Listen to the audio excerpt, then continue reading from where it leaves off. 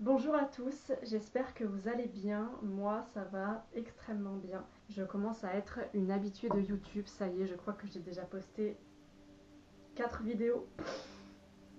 Non, mais ça y est, pour moi, c'est énorme. Vu que YouTube, c'était un peu un rêve de gosse, là, je réalise des rêves, ouais. Alors, comme tu as pu le voir dans le titre, aujourd'hui, on va parler de rupture amoureuse principalement. C'est mon sujet principal, c'est pour ça que j'ai mis le mot en premier.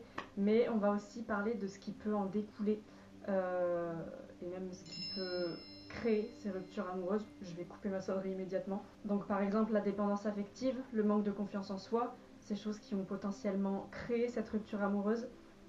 Bref, on va parler de tout ça.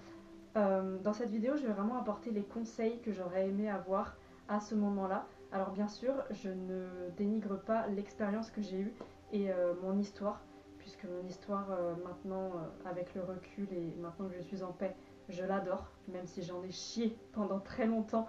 Maintenant, je suis tellement en paix que je remercie la vie pour m'avoir fait vivre ces choses. Mais du coup, voilà, chaque histoire est différente et chaque histoire est belle. Mais c'est vrai qu'à ce moment-là, j'étais très perdue.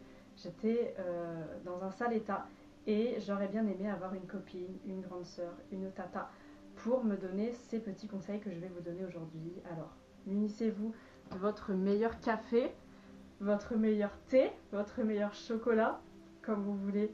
Posez-vous bien. Là, je suis vraiment comme toutes les youtubeuses, genre, ok, posez-vous bien, aujourd'hui on va faire un chit chat make-up. Je ne me maquille pas pendant cette vidéo, mais intéressant comme concept. Aujourd'hui, on va parler sérieusement. Là, j'amortis un petit peu, tu sais, je donne un petit peu d'humour parce que c'est un sujet deep, c'est un sujet complexe. Moi, clairement, j'en ai chié dans cette rupture. Donc là, ouais, dans cette vidéo, je vais un peu me permettre de peut-être pas trop faire de montage. Bon, je vais sûrement en faire beaucoup parce que pour la petite histoire, j'ai déjà fait une vidéo sur ma rupture amoureuse. Je crois que j'ai enregistré pendant 1h30, 2h. Impossible de faire le montage, j'ai tout supprimé et je recommence. Mais là, du coup, je fais une vidéo un petit peu plus élaborée. Parce que c'est vrai que pour notre vidéo, juste je racontais ma life, quoi. Inintéressant. Donc voilà, là je suis là pour raconter effectivement ce qui s'est passé, mais surtout vous donner des conseils. Donc, par où commencer? En 2022, j'étais donc dans une relation amoureuse qui se passait très très bien. Euh, ouais, ça se passait très très bien, on était très amoureuses. C'était une femme en plus. Masterclass. Ça se passait très très bien et vraiment on était les femmes les plus amoureuses du monde. Vraiment, c'était la meilleure relation. Déjà c'était mon premier amour, mais surtout c'était selon moi la meilleure relation au monde. On avait de grands projets ensemble, on voulait faire notre vie ensemble, on voulait... bref, c'était la meilleure relation. Genre vous voyez un petit peu le scénario magnifique. Notre rencontre était magnifique, tout était magnifique. Notre amour, notre passion, notre fusion, notre connexion. Bref, tout était beau. J'embellis de ouf là, j'embellis, mais en vrai, j'exagère même pas. C'était vraiment comme ça que je le ressentais à ce moment-là. Et c'est comme ça qu'elle aussi le ressentait à ce moment-là. Donc c'était vraiment trop bien. Et vraiment, c'était la belle vie quoi. J'avais genre 17 ans, 17-18 ans. Et ça y est quoi, je partais déjà pour faire ma vie avec une personne. Pour toute ma life. Enfin, genre, c'était mon premier amour, mon premier couple quoi. Et pour moi, ça allait être la première et la dernière. Et ça m'allait très très bien d'avoir qu'une seule expérience. Et que ce soit cette femme, quoi, c'était parfait pour moi. Vraiment, je vivais le rêve. Sauf qu'à ce moment-là, bah voilà, j'étais très jeune. Elle aussi, elle avait 19-20 ans. Bah forcément, à ce moment-là, par rapport à nos histoires, on avait quand même quelques trucs qu'on n'avait pas forcément réglés. Je parle bien évidemment de nos expériences, de nos traumas, de nos soucis, voilà, de notre instabilité. C'est vrai que toutes les deux, on était très instables, chacune d'une façon différente, mais moi j'étais instable surtout émotionnellement. Voilà, j'étais très dépendante du coup, effectivement, comme on va en parler dans cette vidéo. J'étais très dépendante, j'avais zéro confiance en moi, j'étais très timide aussi à ce moment-là. Euh, J'avais pas mal de soucis au niveau social et au niveau émotionnel. Mais elle, c'était pareil, enfin c'était presque pareil. Elle était instable, mais parce qu'elle avait vu beaucoup de choses atroces, beaucoup de traumas, et du coup elle était instable, elle était bancale quoi. Donc on était toutes les deux des personnes instables, donc forcément au début ça peut peut-être aller, mais à un moment donné, bah, ça casse parce que tu peux pas nourrir une relation quand toi-même tu es instable et qu'en plus tu es avec une personne instable. Ça le fait pas. Deux instables ensemble, ce n'est pas possible. En tout cas sur le long terme. Donc au début ça allait, mais très très vite, il y a eu quand même quelques soucis. Donc moi avec ma dépendance affective, ma peur de la perdre, j'étais toujours en train voilà, de la coller, de toujours en train d'avoir besoin d'être avec elle. Au quotidien, si j'étais pas avec elle, j'étais pas bien. Si on s'envoyait pas de message, j'étais pas bien. J'avais toujours besoin de contact avec elle, quoi. C'était infâme, mais c'était genre maladif, quoi. C'était juste. Dans ma tête, c'était parce que j'étais amoureuse d'elle, parce que c'était la passion, l'amour et tout. Aujourd'hui, avec le recul, je sais que ce n'est pas ça du tout. Et elle, ce comportement, ça l'étouffait un petit peu, mais elle, de son côté aussi, le souci, c'est que voilà, elle avait quelques soucis dans sa tête à ce moment-là. Et du coup, bah, parfois, elle avait besoin de rester dans son coin, de rester dans sa bulle, de rester dans sa tête. Et donc, du coup, moi, ça me posait problème parce que j'avais toujours besoin justement de son attention. Et elle avait besoin d'être seule. Donc, du coup, c'était encore pire. Bref, la relation dure 1 an et au bout d'1 an, on se sépare et c'est là que commence le drame. Je me prends une gorgée. Notre séparation a été, encore aujourd'hui, l'expérience la plus traumatisante de ma vie, je le dis. Alors, je mets des petits disclaimers parce que je dis ça parce que je n'ai encore jamais vécu vraiment d'expériences très traumatisantes, comme des décès. Enfin, pour l'instant, c'est atroce dit comme ça. Mais je n'ai jamais vécu de décès de proches dans la famille ou quoi. Donc forcément que l'expérience la plus choquante et la plus marquante pour moi à ce jour, c'est cette rupture. Mais je sais que malheureusement, quand un décès arrivera, ce sera probablement ce décès qui sera la chose la plus marquante de ma vie. Bref, on n'est pas dans une compétition de traumatisme, mais je le dis quand même pour les rageux qui viendront courir dans mes commentaires, pour dire ah mais c'est une rupture qui t'a traumatisé. Eh bien oui. Cette rupture a été atroce, je me rappelle encore du jour, j'ai pas spécialement envie de me rappeler en détail, mais bref, c'était juste atroce et je vais m'en rappeler toute ma vie. Mais tout ça pour dire que, voilà, avec cette personne, je comptais vraiment bâtir toute ma vie. Vraiment, je reposais toute ma vie sur elle. Alors, oui, effectivement, ça paraît atroce dit comme ça, parce qu'il faut déjà se contenter de soi-même avant tout. Mais voilà, j'avais beaucoup de projets avec elle, j'avais beaucoup de... Voilà, j'étais prête, quoi. Toute ma vie, je la voyais avec elle et tout, c'était ma moitié. C'était cette fille, c'était 50% de moi-même, quoi. Tu vois, on formait qu'un en moi, je l'avais en moi, quoi. Et en fait, à partir du moment où on s'est séparés, euh, bah, tout s'est effondré, en fait. Tout mon monde s'est effondré parce que j'ai reposé tout mon monde sur elle. Toute ma vie, tout mon avenir avec elle. Et là, d'un coup, j'ai tout perdu. J'ai perdu mes projets, j'ai perdu mon futur, j'ai perdu mon avenir. À ce moment-là, c'est comme ça que j'imaginais. J'ai perdu mon avenir. J'ai perdu mon présent et mon futur. J'ai tout perdu à ce moment-là.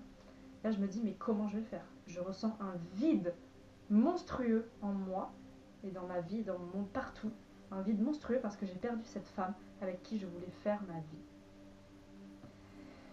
Vraiment, je le dis avec des grands mots parce que c'est vraiment comme ça que je l'ai ressenti. C'était vraiment atroce le vide que j'ai ressenti, la tristesse monstrueuse que j'ai ressentie. J'étais dans un état catastrophique. Et très très vite, en fait, je me suis mise dans un gros déni. Parce que clairement, toutes ces émotions que je ressentais, elles étaient juste atroces et c'était juste impossible à ressentir tellement c'était fort. Voilà, tous les matins, je me réveillais avec la boule au ventre. Je passais mes journées à penser à elle, chaque seconde à penser à elle. J'avais qu'un seul besoin, c'était de retourner vers elle. Et aujourd'hui, quand j'en parle, ça fait un peu pitié, mais à ce moment-là, bah, c'était juste de la détresse. Mais j'essayais toujours d'avoir un contact avec elle. Donc des fois, je lui envoyais des messages. Alors, pas des messages de harcèlement non plus, hein, j'étais pas folle à ce point, même si je l'étais peut-être un peu. Mais je lui envoyais des messages, j'essayais toujours de retrouver le contact avec elle, j'allais la voir à son travail. Oh là là. Bref. Bref, j'ai été chiante, j'étais infâme et clairement ça a été atroce. Et donc du coup, ouais, cette rupture, je dirais que j'ai réussi à la combattre en 1 an et demi à peu près. J'ai mis 1 an et demi à me remettre de cette séparation, on va dire. Donc là, ça fait 2 ans, hein. Donc du coup, ça fait genre que 6 mois que je suis en paix, on va dire, par rapport à ça. Je pense. Parce qu'en fait, au bout de 8 mois de séparation, j'étais déjà persuadée que ça allait mieux. Mais en fait, pas du tout. Donc vous voyez, c'était des hauts et des bas, quoi. Mais du coup, ouais, en 1 an et demi, globalement, qu'est-ce qui s'est passé? En 1 an et demi, clairement, je suis passée par énormément d'étapes. Je sais même pas si je pourrais vraiment parler de tout ou tout citer, parce que déjà la vidéo serait super longue, et surtout qu'il y a peut-être quelques trucs que j'ai un peu zappé. Mais je suis passée par énormément d'étapes pour finalement me remettre de cette séparation, pour atteindre la paix aujourd'hui. Ah, c'est sûr que ça a été une très belle expérience dans ma vie, hein. Merci la vie d'ailleurs de m'avoir fait vivre cette séparation. Au début, j'étais dans un état catastrophique, mais aujourd'hui, tout va bien. Alors, pour rien au monde, je remonterai en arrière, hein, c'est bon. Une fois, ça, une fois, pas deux. Mais Merci la vie pour m'avoir fait vivre cette expérience parce que bah, maintenant je suis plus forte quoi. Donc au début, ouais, comme je vous ai dit, je cherchais absolument à retrouver du contact avec elle par plusieurs moyens. Donc ouais, lui envoyer des messages, la revoir, lui demander qu'on se revoie, la revoir à son travail, bref. C'était un peu... ça faisait pitié, mais écoute, c'était une personne juste en détresse qui cherchait bah, à aller mieux. Donc ouais, j'ai essayé ça. J'ai aussi essayé, forcément, j'avais la fameuse croyance que beaucoup de personnes ont. Ok, là du coup je viens de sortir d'une grosse relation, donc le seul truc dont j'ai besoin, c'est avoir des relations sans lendemain, parce que je peux plus me mettre dans une grosse relation. Alors, effectivement, quand tu sors d'une grosse relation, tu peux pas forcément te mettre direct après dans une grosse relation, c'est infâme, c'est pas possible. Mais est-ce que enchaîner les relations sans lendemain et avoir des relations juste pour le fun, pour décompresser, est-ce que c'est une bonne idée? Pas forcément. Alors ça l'est peut-être pour certaines personnes ça les aide à aller mieux, à avancer. En tout cas pour moi ça ne l'a pas été. Et je ne le conseille pas, je ne le conseille jamais parce que je vois pas comment tu peux te soigner en ayant des micro-relations à droite à gauche. Pourquoi? Parce que en fait, avec ces relations-là que tu vas avoir, déjà tu vas toujours pas être soigné de ta séparation. Dans cette petite relation, tu vas inconsciemment rechercher ton ex. Rechercher dans des mimiques, dans des actions, dans des trucs. Tu vas absolument rechercher cette personne avec qui tu t'es séparé. Et c'est juste hyper toxique. C'est hyper malsain pour toi et pour la personne. C'est infâme. Et même si toutes les deux, enfin vous deux, vous cherchez euh, un truc pas sérieux, c'est malsain. Donc moi c'est ce que j'ai essayé de faire. J'ai un petit peu, bon j'ai pas enchaîné, je suis pas non plus une folle, mais j'ai eu quelques petites relations en deux spi et clairement ça a été encore pire. Genre vraiment je me suis encore plus enfoncée parce que je suis tombée sur des personnes atroces, surtout un homme vraiment bah, une grosse merde quoi. Vous allez me dire mais t'es toujours pas en paix là. Écoutez. Enfin bref. Donc effectivement ouais j'ai eu quelques petites relations par-ci par-là et ça ne m'a pas aidée. Parce que bah voilà, du coup dans ces relations je cherchais un petit peu mon ex-copine et en fait ça m'aidait pas parce qu'avec ces relations il n'y avait pas forcément d'amour, de fusion, de respect entre guillemets et donc du coup ben c'était encore pire quoi. Et surtout ces relations n'étaient pas alignées avec moi. Et en fait ce que je comprenais pas à ce moment-là c'est que moi je suis une personne dans une relation. Genre en fait quand je me mets avec quelqu'un, j'ai besoin de partir du principe que ça va être pour la vie. Quand je me mets en couple, j'ai besoin de voilà, que ce soit pour les deux personnes, pour toute la life. Parce que justement avec cette intention-là, tu vas faire en sorte de faire durer la relation. Alors que si dès le début de la relation, tu pars du principe que bon ça va pas durer, c'est juste comme ça, bah tu vas faire aucun effort, tu vas faire genre 20% d'effort et ça va être à chaque fois fait à moitié, tu vois les choses et c'est naze, tu vois. Et moi j'aime bien ça parce que bah moi j'aime bien être stable dans ma relation, me poser et genre être avec une seule personne pour toute ma vie quoi, tu vois. Donc voilà, mais ça c'est pareil, ça dépend des gens. Mais du coup voilà, le fait d'enchaîner des petites relations en deux spi comme ça, bah c'était pas du tout aligné à moi. Moi étant une personne passionnée qui aime avoir une seule relation pendant 600 ans, je peux pas enchaîner des personnes comme ça. Voilà. Quand je dis enchaîner, encore une fois, j'exagère beaucoup. Hein. Je n'ai pas eu beaucoup de relations, mais c'est une façon de parler pour vous faire comprendre quoi. Donc ouais, j'ai essayé ça, ça a pas marché. Et surtout, en fait, au début, c'est là où je veux en venir en fait dans cette vidéo, c'est que dès le début, j'ai cherché en fait absolument des solutions tout le temps. Donc je vous ai parlé par exemple de revenir à chaque fois vers elle, de me faire de nouvelles relations. J'ai aussi essayé de trouver des nouvelles passions, de sortir avec mes potes, de toujours m'occuper l'esprit. J'ai essayé et j'ai beaucoup cherché de solutions pour vite m'en remettre. Et ça, aujourd'hui avec le recul, je peux t'assurer que ça ne fonctionne pas. En fait, ce qui s'est passé, c'est que dès le début de ma séparation, j'ai cherché sur YouTube, premier degré, hein, j'ai cherché sur YouTube comment se remettre d'une rupture amoureuse. Le classique, vous allez me dire. Tout le monde fait ça presque. J'ai cherché ça et je suis tombée sur plein de vidéos de Nana qui expliquent comment se remettre d'une rupture amoureuse en quelques étapes ou genre les 5 activités à faire pour se remettre d'une rupture amoureuse. Donc forcément j'ai regardé parce qu'à ce moment-là j'étais désespérée, j'étais profondément triste. Cette émotion, la tristesse n'est pas agréable à ressentir. Donc du coup je cherchais absolument à supprimer cette émotion parce que c'était juste horrible à vivre. Donc je cherchais par tous les moyens de supprimer cette tristesse et cette émotion pour pouvoir m'en remettre très rapidement. Donc je regarde ces vidéos et on me dit ok, cherche-toi de nouveaux hobbies et tout, occupe-toi la tête, sors avec des amis, écris, médite, enfin garde toujours, enfin en gros les conseils c'était reste toujours occupé. Et ça peut paraître être un bon conseil comme ça, c'est vrai, reste toujours occupé, pense à autre chose, et vu que tu penses à autre chose, bah, du coup naturellement ça va s'effacer de ta tête petit à petit. Alors ok, cette solution fonctionne. Pense à autre chose pendant genre 30 minutes pour oublier ta tristesse. Mais ça fonctionne à court terme. Parce qu'au bout de 30 minutes, quand tu as fini ta musculation, là, quand tu viens de te tuer le cul à la salle pour te vider la tête, au bout de 30 minutes, quand tu as fini ta séance, bah tu y repenses. Donc en fait, ces solutions-là pour voilà, d'essayer de se vider la tête en s'occupant, en allant voir des amis, en faisant plein de trucs, ça fonctionne, mais à court terme. Et donc, t'es sorti avec tes amis, c'était cool, t'as pensé à autre chose, t'as bien rigolé, c'était fun. Mais une fois que t'es rentré chez toi, tu te retrouves seul chez toi, tu te remets à penser à ça. Et en fait, est-ce que ça a servi de sortir avec tes potes? Pas du tout. Donc vous allez me dire, oui, mais c'est un petit peu pessimiste là ce que tu es en train de penser. Non, c'est juste que, en fait, c'est la réalité. Et malheureusement, c'est comme ça que ça se passe, mais la solution pour te remettre d'une séparation, c'est qu'il n'y a pas de solution. Il n'y a pas de miracle. Au début, tu es tellement triste que tu cherches absolument des miracles, des solutions miraculeuses pour vite t'en sortir parce que tu n'en peux plus et que tu veux t'en sortir maintenant. Sauf qu'en fait, c'est impossible. Parce que tu auras beau essayer de faire plein d'actions, plein de trucs et tout machin, bah, ton cerveau, il va repenser à un moment donné, ça va revenir à un moment donné. Et donc en fait, vous allez me dire, bah du coup, c'est quoi la solution ultime? Bah, il n'y en a pas. Il y en a archi pas. Donc là, je veux pas vous démoraliser en disant ça. Et en fait, vous allez me détester quand je vais dire ça, parce que moi-même j'ai détesté qu'on me dise ça. Parce qu'au début, beaucoup de personnes aussi me disaient, bah le seul remède c'est le temps. Et tout le monde le dit en vrai, le seul remède c'est le temps. Il y a une musique ça aussi. Je sais plus qui c'est.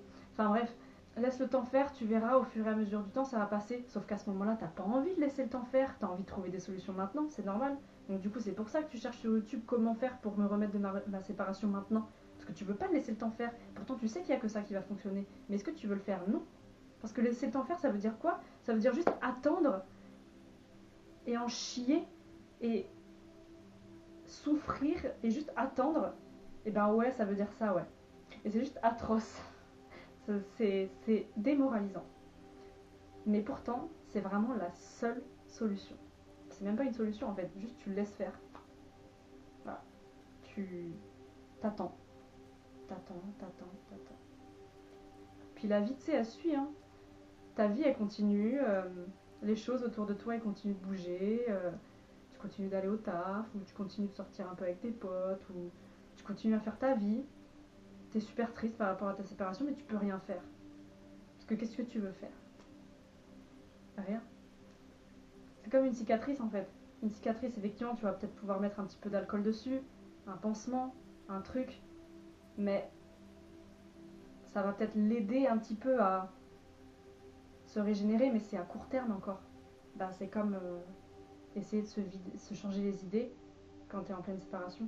Le seul remède pour qu'une cicatrice se referme bien, bah, c'est le temps. Bah, c'est pareil. Donc ouais, c'est infâme. Pour moi, ça a duré 1 an et demi. Je connais quelqu'un, ça a duré 6 ans. Pour d'autres personnes, ça va durer 6 mois. Ça dépend des gens, ça dépend comment tu as vécu la séparation. Ça dépend d'énormément de choses.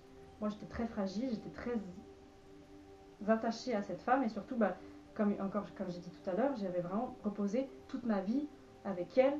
J'avais vraiment tous mes projets avec elle et vraiment bah, toute ma vie s'est effondrée littéralement puisque je n'avais plus de projet de vie quand on s'est séparés. Donc ouais, effectivement, je suis passée par plein d'étapes, j'ai essayé beaucoup de choses désespérées pour essayer de m'en remettre, mais le seul truc qui a fonctionné réellement, c'est le temps. Alors vous allez me dire, oui, mais en accumulant toutes ces choses que tu as essayé, peut-être que ça a aidé. Peut-être. Mais en fait, ces choses étaient tellement désespérées et étaient faites dans des intentions pas forcément bonnes que je sais même pas en fait si ça a aidé, tu vois. Alors effectivement, ça m'a rajouté de l'expérience en plus. Ça m'a rajouté des trucs en plus à mon expérience, donc ce qui me fait ma force aujourd'hui. Et peut-être que sans toutes ces choses que j'ai essayées, je n'aurais pas la force que j'ai aujourd'hui. Mais Ok, ça aide peut-être, mais à court terme, quoi. À long terme, bah c'est le temps. Et c'est atroce dit comme ça, hein. Et je vous le dis, hein, moi je comprends tout à fait. Au début, moi quand on me disait, bah il n'y a que le temps qui fonctionne, mais j'étais vénère en fait. J'étais là en mode, mais ta gueule, je veux pas laisser faire le temps. Je veux m'en sortir maintenant, moi je veux pas attendre. Si j'attends, ça veut dire que je vais être triste tous les jours. J'ai pas envie d'être triste tous les jours. Et pourtant, ça fait 1 an et demi. Enfin non, là ça fait 2 ans qu'on est séparés, mais en un an et demi, bah, j'ai laissé faire le temps quoi. Bien sûr, là je fais une petite aparté. Si vous êtes vraiment en pleine séparation, c'est le tout début, vous êtes au bout de votre vie, vous tombez sur cette vidéo. Étant une personne qui a vécu ça, je peux carrément être disponible et être un journal intime ou une épaule pour vous si vous avez vraiment besoin de parler à quelqu'un. Donc bien sûr, mes DM sont ouverts. De toute façon, il y a mon Instagram dans ma biographie, je peux l'afficher là à l'écran. Euh, mais si vraiment vous avez besoin de parler à une personne, je suis là, mais je le dis haut et fort, hein, je suis là. Vous n'allez pas déranger, c'est moi qui vous le dis. Si vous avez besoin de parler de votre séparation, de choses comme ça, je suis là parce que clairement, j'en ai tellement chié que maintenant, je pense que ça craint un peu peut-être de dire ça, mais je pense que la rupture est le sujet que je maîtrise le plus. Et aussi peut-être le sujet de mon travail actuel, mais la rupture est peut-être le deuxième sujet que je maîtrise le plus. Sincèrement, j'en ai tellement chié, j'ai tellement vécu de choses à cause de cette rupture que là maintenant je peux aider, je pense que je peux aider tout le monde qui vit une rupture quoi. Donc en vrai bénéf non, je sais pas, faut se rassurer comme on veut, tu sais. Donc pour revenir un petit peu au sujet de cette vidéo, effectivement cette rupture amoureuse, voilà, elle a été complexe et surtout le recul que j'ai aujourd'hui me permet de dire que effectivement il n'y a pas de solution miracle et que malheureusement eh bien il suffit juste d'attendre et d'en chier, mais en fait il faut se dire à chaque fois que si t'en chies aujourd'hui c'est pour être plus fort après, tu vois. Et en fait il faut juste penser à ton toi du futur. Ok, dans le présent je suis dans le mal, mais comment est la meilleure version de moi-même? Et là tu peux visualiser la meilleure version de toi-même, tu vois, et ça te permet d'atteindre cette version beaucoup plus facilement. Donc voilà. Mais aussi, du coup, oui, effectivement, ce que je voulais aborder, c'était la dépendance effective et la confiance en soi, parce que du coup, c'est deux choses, je pense, qui ont nourri le fait qu'on se sépare. Voilà, en gros, j'étais donc très dépendante et surtout, j'avais très peu confiance en moi, et du coup, j'avais du mal à m'imposer. Alors parfois, dans la relation, euh, alors effectivement, j'étais vraiment très présente pour elle, j'essayais toujours de m'oublier pour elle.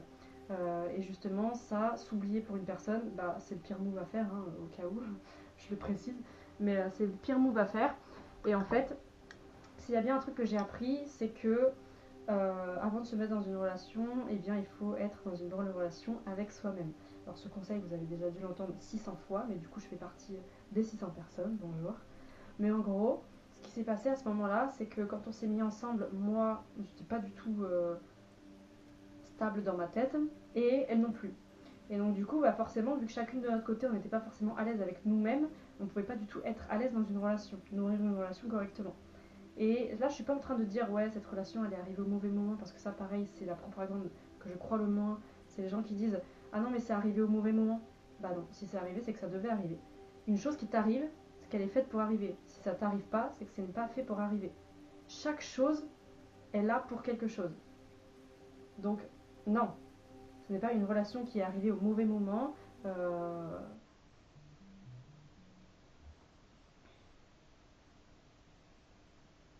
Oui, allô? Bonjour, votre profil correspond aux critères du poste que nous proposons.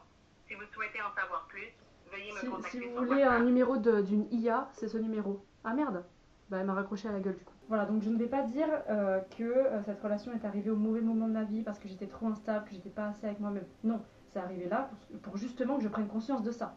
Donc voilà. Mais du coup, effectivement, oui, tu ne peux pas avoir une relation à 100% saine si tu n'es pas sain avec toi-même.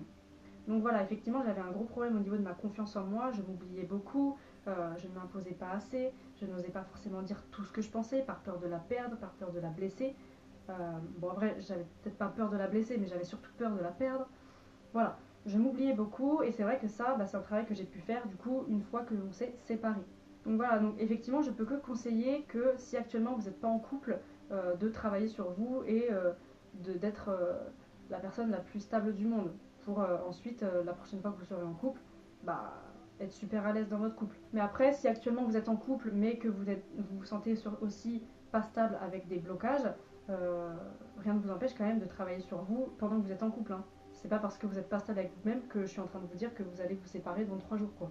Non, non, pas du tout. Rien n'est perdu. Vous pouvez toujours travailler sur vous au quotidien et même demander de l'aide à votre partenaire. Mais voilà, c'est hyper important en fait d'être déjà à l'aise avec soi-même avant d'être à l'aise avec quelqu'un en fait. Et du coup, bah oui, toutes ces choses, le fait que je sois vraiment instable dans ma tête, que j'ai beaucoup de peur, beaucoup de blocages, beaucoup de croyances limitantes, ben, je pense, ont contribué à cette séparation. Voilà. Et le dernier conseil que je peux donner aussi dans cette vidéo, c'est bien sûr de faire appel à moi. Parce que oui, si tu ne sais pas, si c'est la première vidéo que tu vois de mon compte, je suis coach. Coach en timidité et en déblocage de la parole. J'aide les timides à s'exprimer mieux, à avoir plus confiance en eux et à vraiment supprimer toutes leurs croyances limitantes pour se sentir plus libre au quotidien. Donc si c'est une chose qui te concerne, tout ce que je t'ai dit déjà depuis le début de la vidéo, au niveau de la dépendance affective, de la confiance en soi, même des ruptures difficiles, je peux carrément aider là-dessus comme tu as pu comprendre, mais aussi au niveau de la timidité, des problèmes d'expression ou même des blocages au niveau de la parole, tout mon travail est centré là-dessus. Donc si tu te reconnais depuis le début dans la vidéo et si tu te reconnais dans ce que je suis en train de dire là, n'hésite pas à faire appel à moi. Donc tu peux me contacter directement sur Instagram ou sous cette vidéo YouTube, tu peux mettre un commentaire, mais si tu as envie que ce soit un petit peu plus intime, envoie-moi un message sur Instagram directement. Mais effectivement, c'est un domaine que maintenant j'ai tellement transcendé et maintenant je suis tellement en paix avec tout ça que j'en ai fait mon activité principale. Hein, voilà, rien de mieux qu'un travail basé sur ton ancien toi. Mon ancien moi, c'est voilà, une fille très timide qui n'a pas confiance en elle, qui a peur de tout, qui a peur des gens et qui a beaucoup de dépendance affective. Et donc aujourd'hui, j'aide les personnes qui vivent exactement ce que moi j'ai vécu.